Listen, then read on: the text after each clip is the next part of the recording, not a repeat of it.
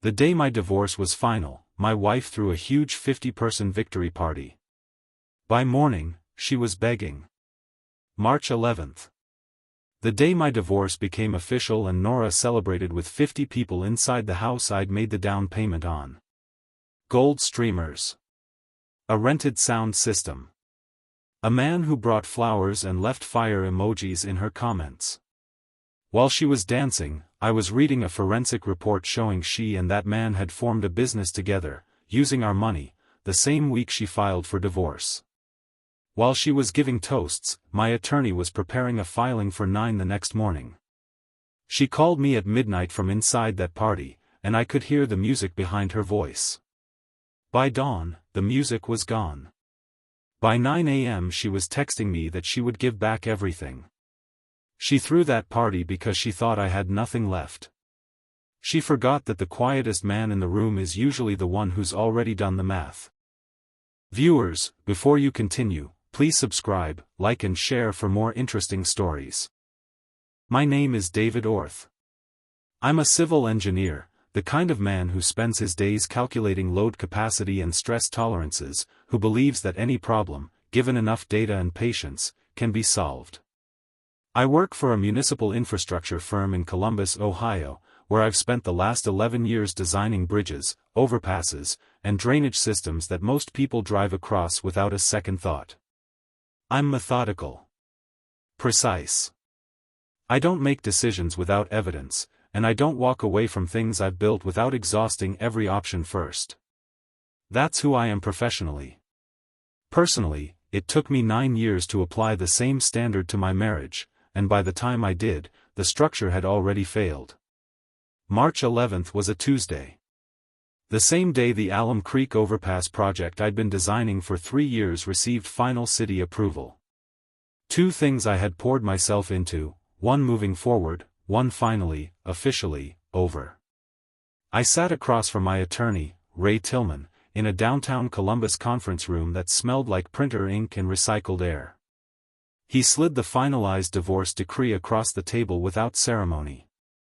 I picked it up, read my name, read Nora's name, read the words marriage hereby dissolved, and felt something I still can't fully name. Not grief. Not relief. Something closer to the stillness after a controlled demolition, when the dust settles and you're standing in the silence of what used to be there. I'd been separated from Nora David for 14 months. The split was her idea, initiated 3 days after I confronted her about $47,000 quietly drained from our joint savings over 18 months into a private account I hadn't known existed. She didn't apologize. She said she was protecting herself. From what, she never explained. I didn't cry in that conference room. I thought I would. I drove home to my East Side apartment, sat on my couch, ordered pizza I didn't eat, and stared at the ceiling until my phone buzzed. It was an Instagram notification. Nora had posted something. And everything I thought was finished was just beginning. The photo loaded slowly, the way bad news always seems to. Nora was standing in a decorated living room, gold and white balloons, champagne flutes catching the light, streamers curling from the ceiling like something out of a celebration I hadn't been invited to imagine. She was wearing a dress I'd never seen, deep burgundy, fitted, the kind of dress you buy specifically for a moment you've been planning. She was smiling wider than I'd seen her smile in the last 3 years of our marriage combined. The caption read, "Free. Finally. Celebrating the best decision I ever made. Tonight is for me." 43 likes in under an hour. I recognized names in the comments, her sister Carla, her college roommate Brianna. And then a name that tightened something behind my sternum, Todd Ashworth, 3 fire emojis, nothing else. I knew Todd Ashworth. Nora had introduced him into our lives about 2 years into our marriage, framed as a networking contact, someone she'd met at a Cincinnati charity event. He was a real estate developer, tall, silver-tongued, the kind of man who filled a room by making everyone feel slightly off balance. I'd never liked him. Nora called it jealousy. I called it pattern recognition. 8 months before the separation, I'd found his name in her deleted texts. Nothing explicit. Just a tone. A familiarity that had no business existing between my wife and another man. I'd flagged it mentally, filed it away, and kept building, kept trying to hold the structure together with both hands. Now he was commenting fire emojis on her divorce celebration post. On the day our marriage was legally dissolved. I set my phone down on the kitchen counter and stood there in the dark, the pizza going cold behind me, the city humming indifferently outside my window. Then I picked the phone back up and called Leon Graves, my best friend since Ohio State, the best man at my wedding, the one person I trusted with the unfiltered version of myself. He answered on the second ring. I said, "She's throwing a party." Leon went quiet. Then, "David. There's something I should have told you 6 months ago." We met in his car outside a convenience store on Morse Road, rain tapping the windshield in that slow, uncertain way that can't decide if it wants to be a storm. Leon Graves had been my person since we were 19 years old, pulling all-nighters in the Ohio State Engineering Library. He taught Nora how to parallel park in an empty Clintonville lot the summer before she renewed her license. He gave a wedding toast that made her cry and made me laugh. He was the kind of friend you build your life around, the kind you assume will always tell you the truth. He sat behind the steering wheel and couldn't look at me directly, and that told me everything before he said a word. He'd seen them together. Last September, at the Worthington Hotel bar on the north side. Todd and Nora, sitting close, not touching, but arranged the way people sit when they're pretending not to be what they are. Todd's hand near hers on the table. Nora leaning slightly inward. Leon said he'd told himself it was explainable. That he didn't have proof, just a feeling, and he didn't want to detonate my life over a feeling. What he didn't tell me that night, what I only learned much later, was that September wasn't the only time. He'd also seen Nora's car parked outside Todd's Grandview Heights condo on 2 separate occasions over 4 months. He'd constructed reasons. He'd protected himself from being the messenger, and in doing so, he'd left me building on a foundation that was already cracked through. I kept my voice flat. I asked how many people at tonight's party probably knew. He didn't answer, and his silence was its own answer. I asked if Todd would be there. He said he'd heard the name mentioned.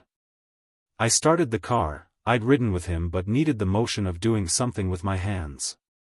I sat back down. The rain had made up its mind. It was a storm now.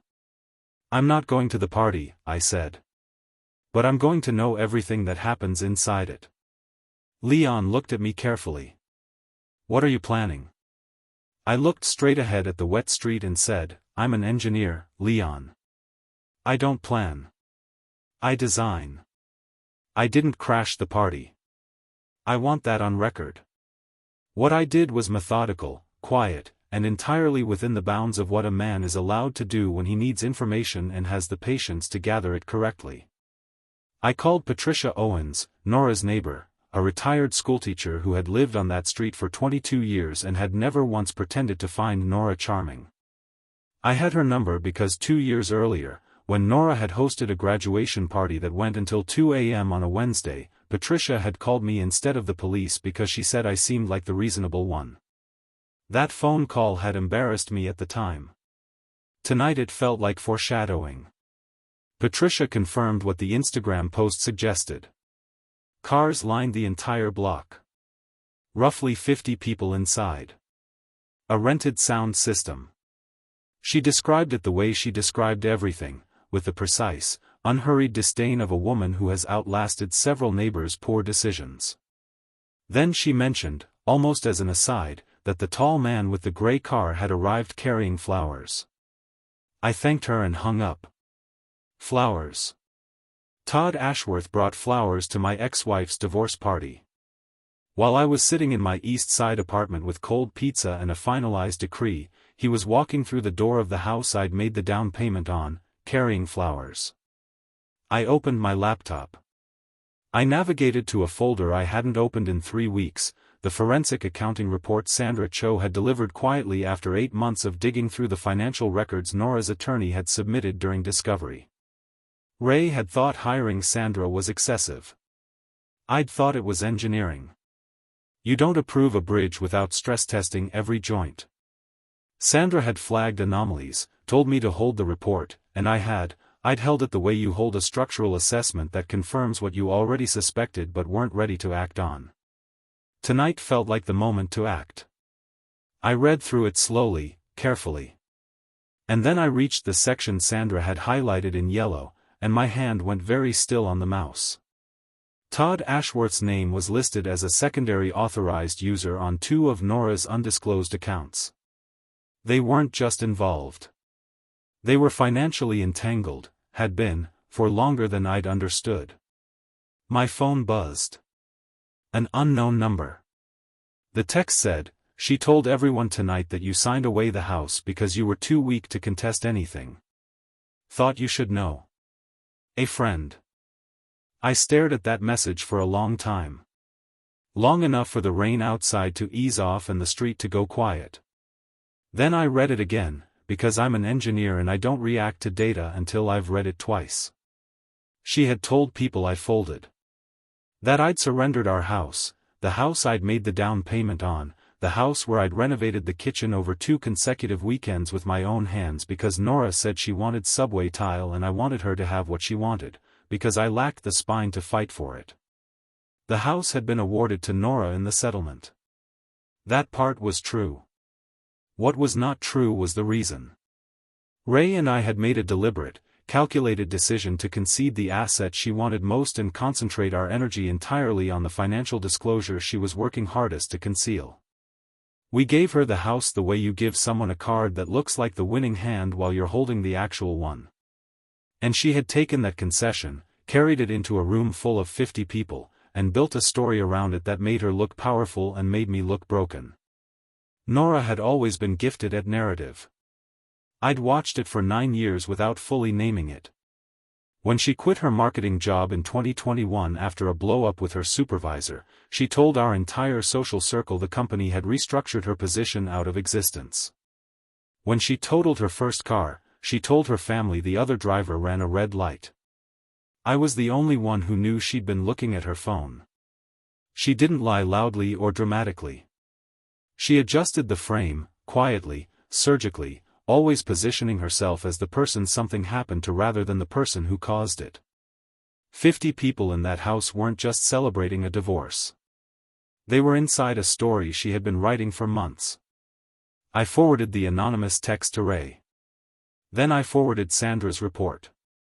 Then I called Sandra directly. "The information you found," I said. "Is it enough?" She paused before answering, which was itself an answer. "For what purpose?" I said, "For him.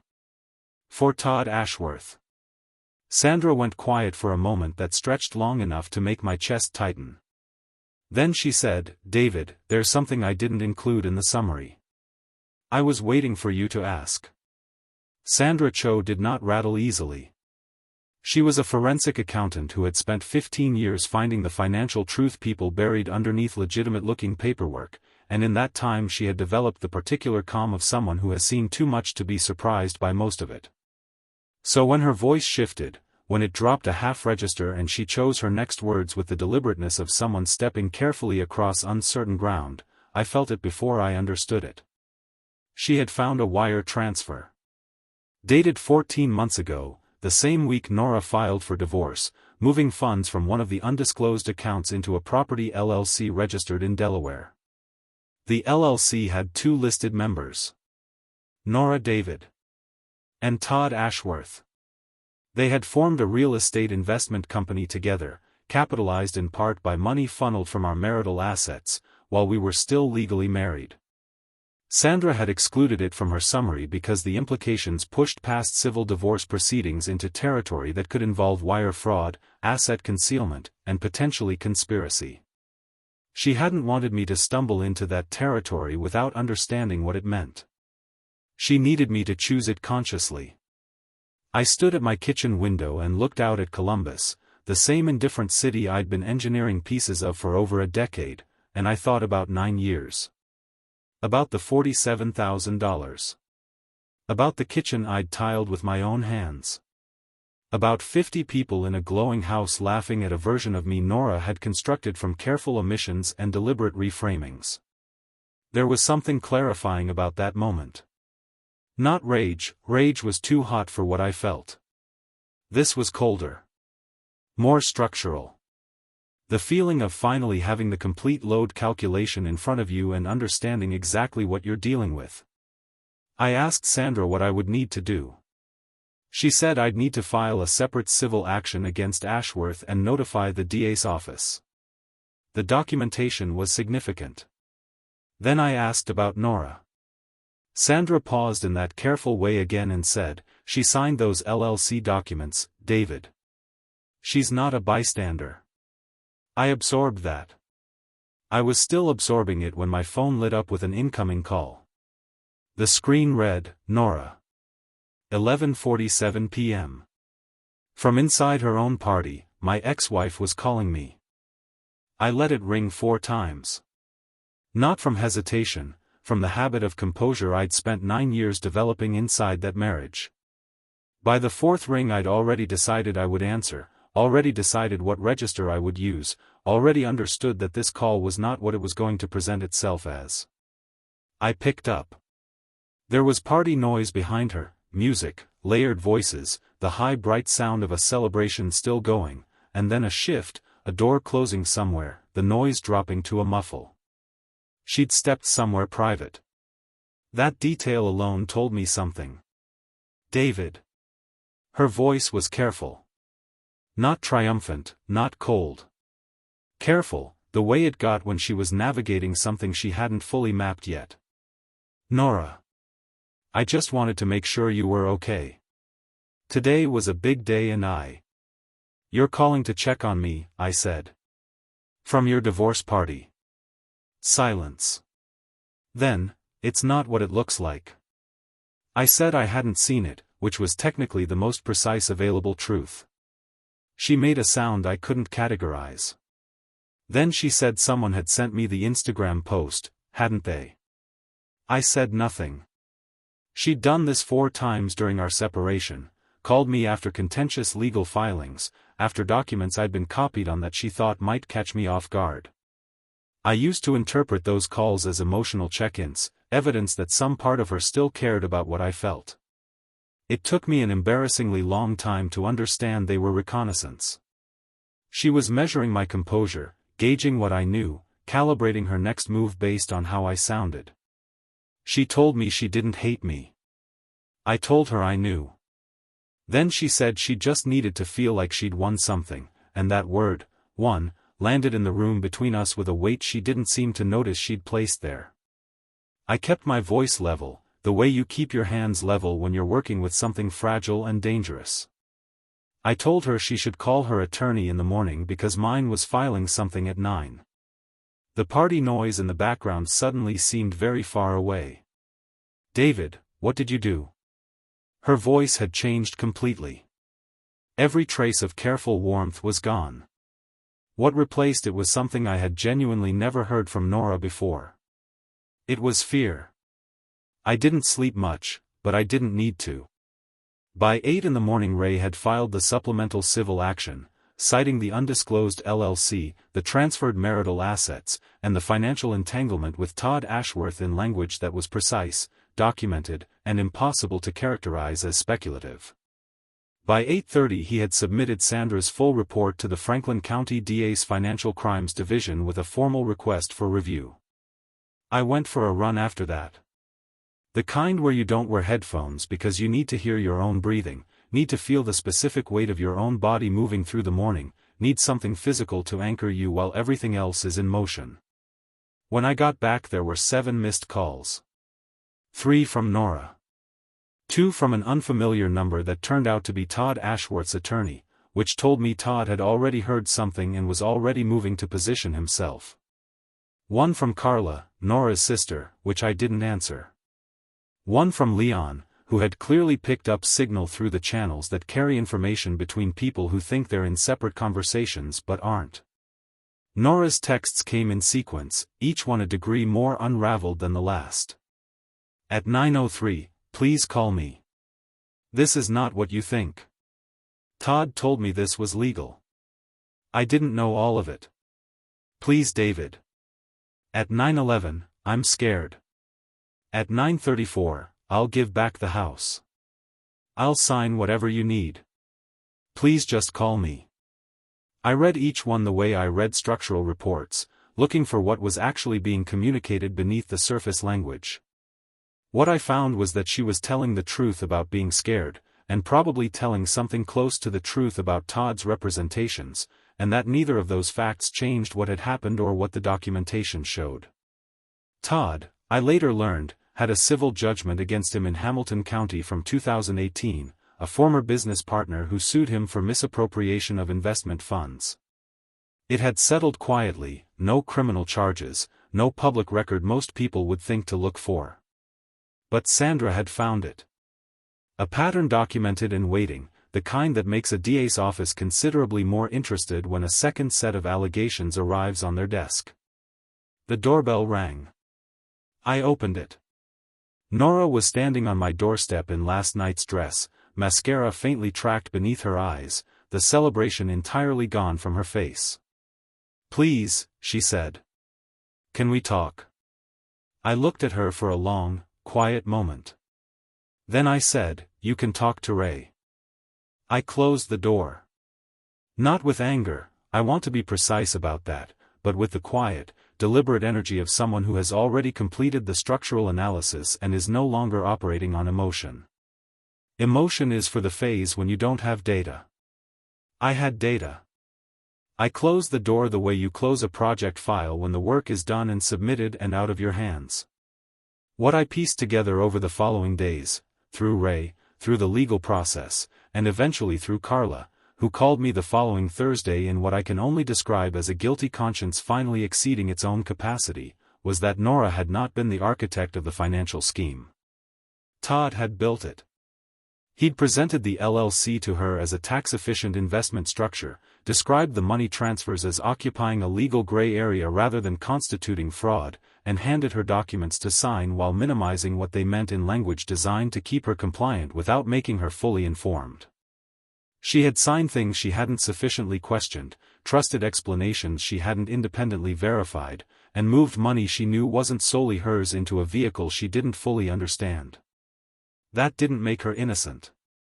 She had concealed accounts.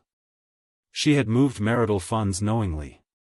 She had built a narrative for 50 people that protected her image while dismantling mine.